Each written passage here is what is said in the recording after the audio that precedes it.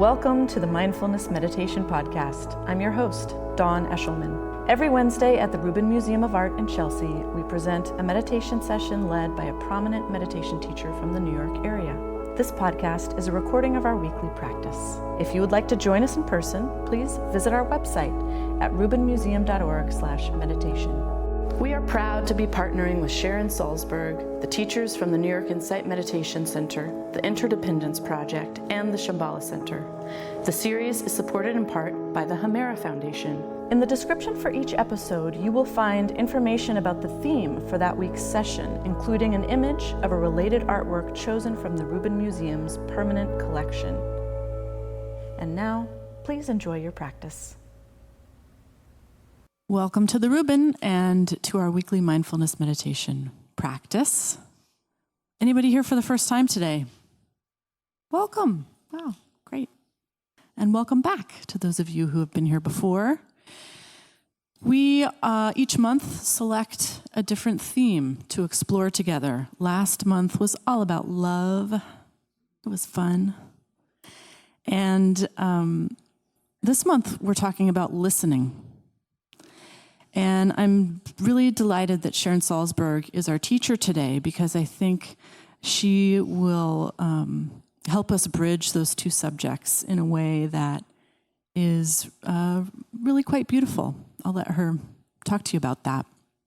But for those of you that don't know, we have recently opened an exhibition up on the 6th floor and all around the museum, really, that is all about sound. It is called The World is Sound.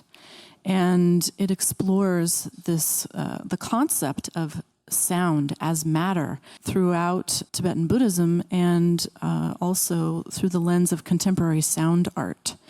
And it's also about this act of listening. So not only are we exploring what sound is, what it means, and again, through Tibetan Buddhist lens, the symbolism there about change and impermanence, the utilization of sound in ritual. But here we're being asked by this exhibition to really consider how we listen and what it means to listen. We can listen with our ears. We can listen with our physical bodies and feel vibration.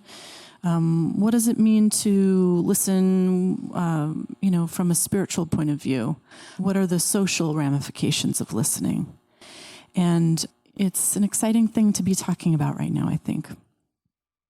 The phrase liberation through listening is something that you will come across in this exhibition as well. And that relates to the Tibetan Buddhist practice of the bardo, reading the bardo aloud to a person as they pass on, as they die. And this is a common practice. It takes many days of reading the bardo or the Tibetan Book of the Dead aloud to a person as they pass is a common practice. And the idea there is that listening can be a gateway to enlightenment.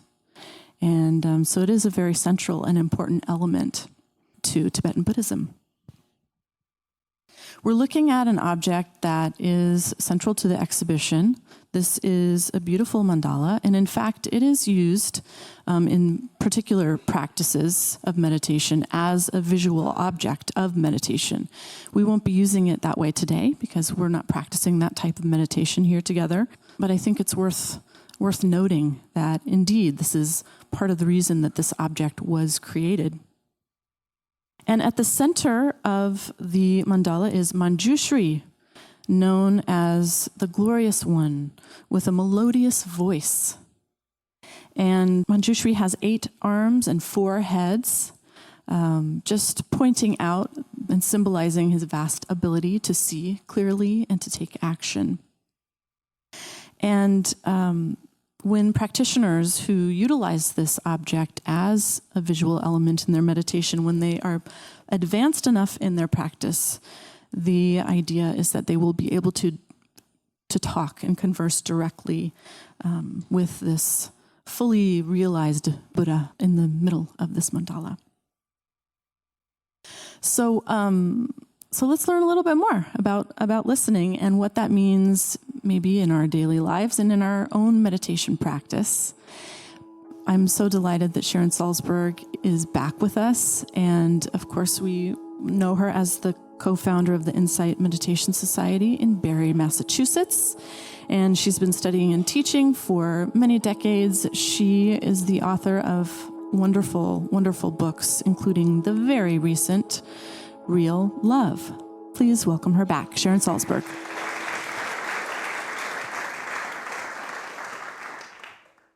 Oh, hello. It's so bright. How wonderful. I don't know if you know that when somebody is going to speak in one of these Wednesday events, we're sent a selection of art to choose from to decide what's going to be up on the screen. And I was looking at this thinking, I think I chose this because of the colors. It's true. There's something about it that just looking at it put me in the most receptive, kind of calm mood. And I thought, oh, that's a really good thing. I'm not a scholar, and I don't understand the symbolism of all these things, but we have Dawn for that, so that's a good thing. So I just love the colors. So, listening, which seems to be at the heart of the matter. Many years ago, I came upon a quotation from this theologian, Howard Thurman, who said, "Look at the world with quiet eyes. Look at the world with quiet eyes." And I just loved that. I wanted it as a book title for something I was working on, and the publisher didn't like that. They said, no one will understand it because we listen quietly, we don't look quietly. But I tend to say that in case anyone is looking for a book title, because I still think it's a great book title, and it's so beautiful. And what if we had that sense, so many times when we look at something, it's almost like those cartoon characters whose eyes are out on springs, like, I need one of those, maybe 3 of those, Whereas if we have that sense of being more receptive, taking it in, not rushing to judgment, we have a very different way of looking. And interestingly enough, listening can bring us there very quickly. It's often done as part of a meditative process where we can see the difference between, hearing a sound and it is like something washing through us. And unless we are immediately responsible, which, I suppose we could be, for responding to the sound, we can just let it wash through us. Sometimes people, fear that in the interest of mindfulness, they will not pay attention to, say, a smoke alarm or something going off, but I can assure you, you will. So let's say you don't have to pick up that phone and you don't have to respond to something. Then the sound takes us to, listening to the sound with quiet ears, in effect, takes us to a place of, it's a very spacious place where many things can come and go, and we allow them. We're kind of interested or connected to them. Now think about taking that capacity to a conversation, to meeting a stranger. It doesn't mean you never respond. It doesn't mean you never react or do anything based on what they've said, but we know what it's like, all of us, I think, really, to go into a situation with a very big agenda, say, about the impression we're going to make. And so we are hardly listening to anything that's being said. We're waiting for our moment, to drop the statistic or the amazing thing we read on Twitter or whatever. And I was just sitting here and I had this kind of completely humiliating memory, but also very poignant, of being maybe 13 years old, something like that, maybe a little older, and trying to memorize jokes so that I could be witty.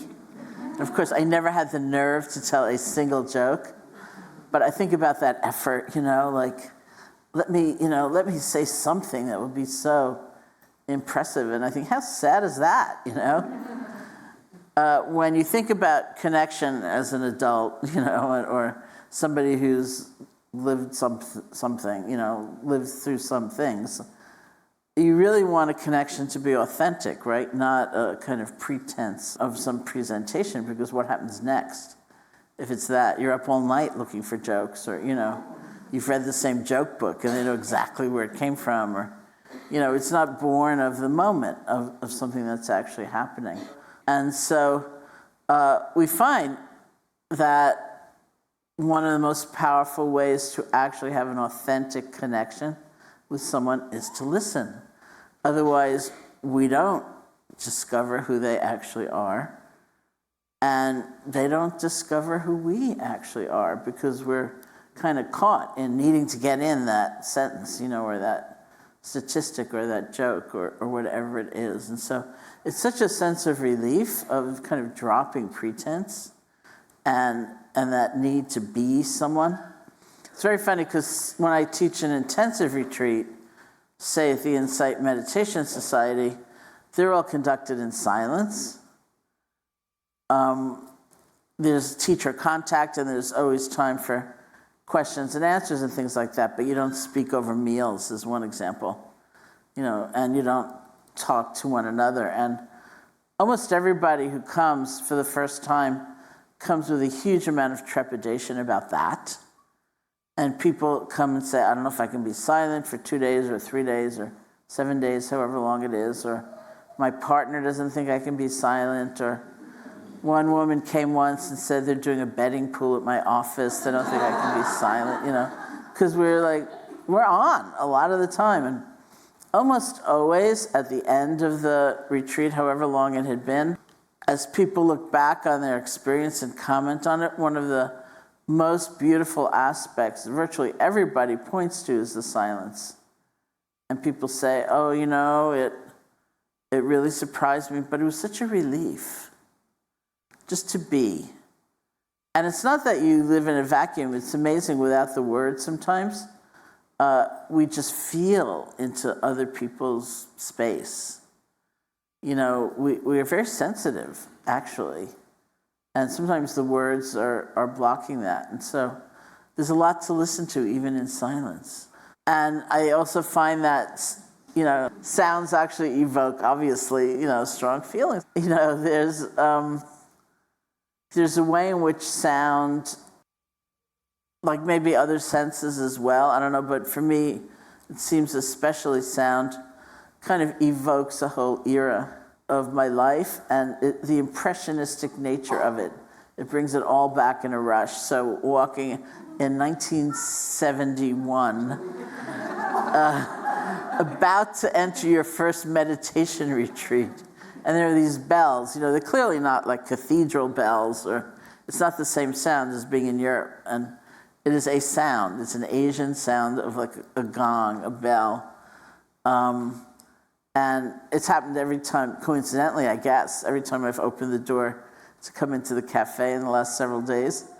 So I wondered if it couldn't be just me, but, is it every time you open the door?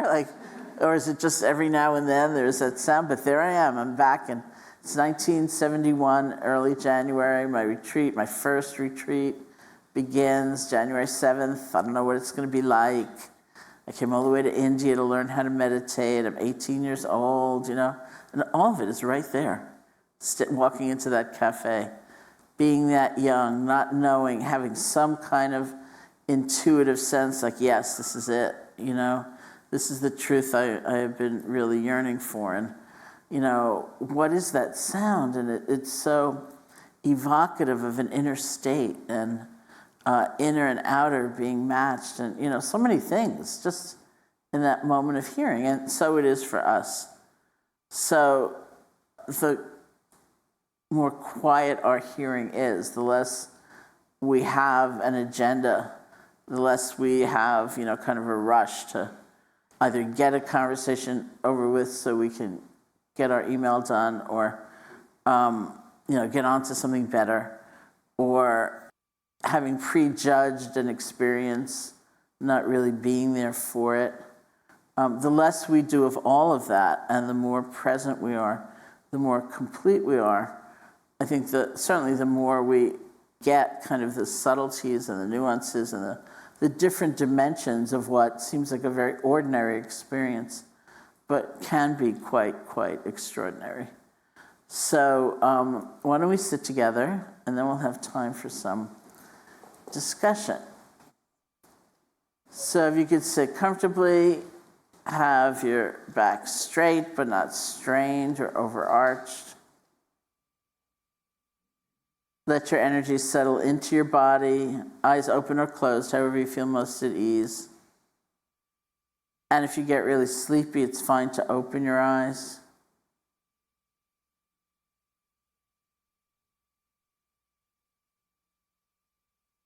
We're going to start by listening to sound. It's a way of relaxing deep inside, allowing your experience to come and go. There's the sound of my voice, there are other sounds.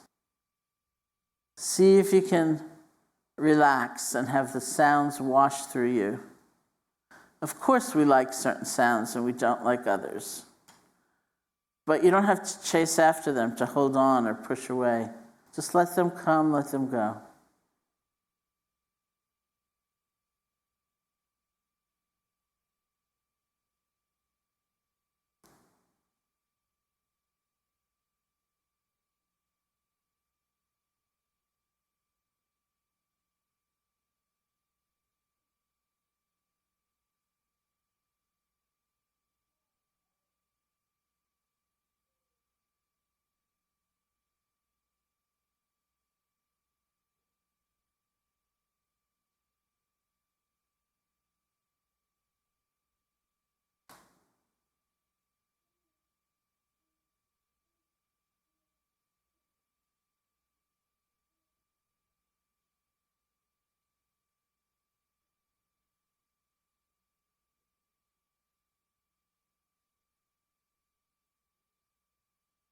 If there are no external sounds, there may be internal sounds.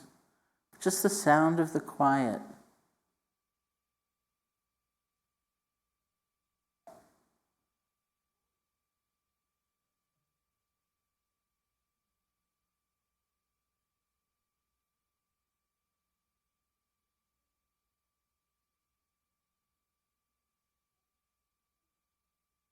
You can notice the difference between the direct hearing of a sound and then everything that may come after that in terms of commentary, interpretation, assessment. And if that all starts to happen, see if you can relinquish those add-ons and come back to simply hearing.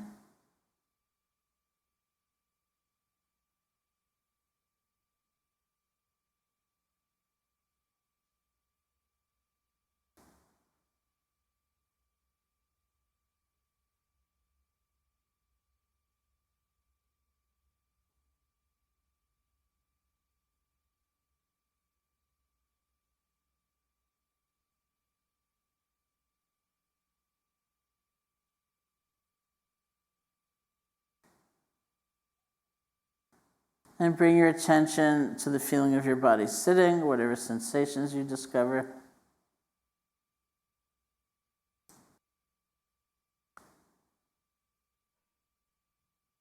And then bring your attention to the feeling, the sensations of your in and out breath. Just the normal, natural breath. You don't have to try to make it deeper or different.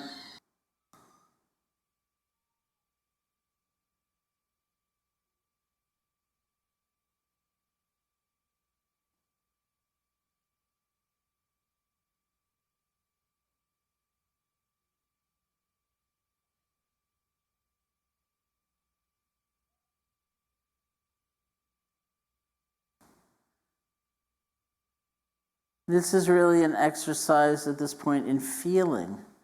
You may get an image of the breath, you may hear the breath, but see if those could be more in the background as you feel the breath, wherever it's most predominant for you, nostrils, chest, or abdomen.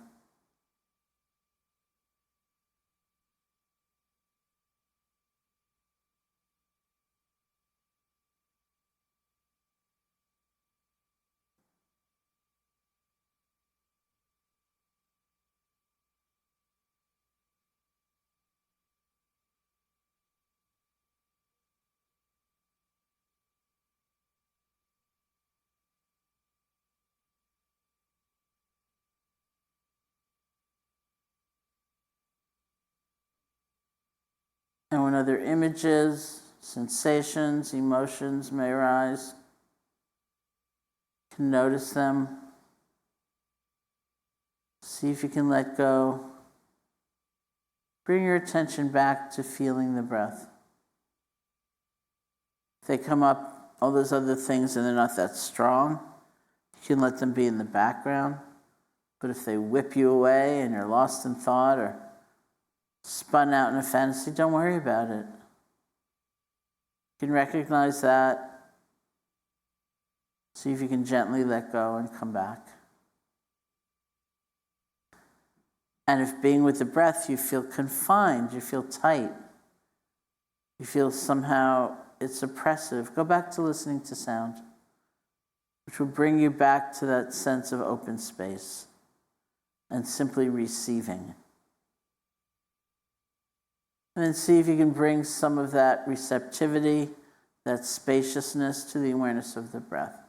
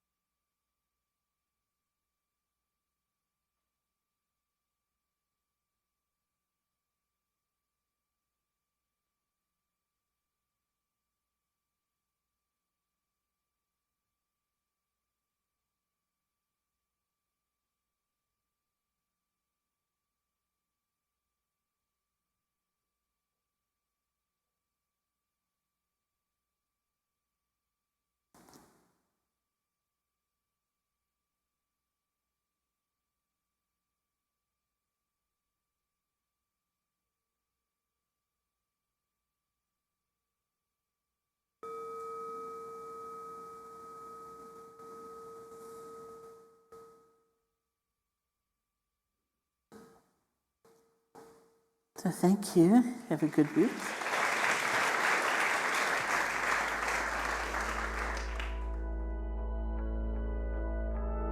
That concludes this week's practice.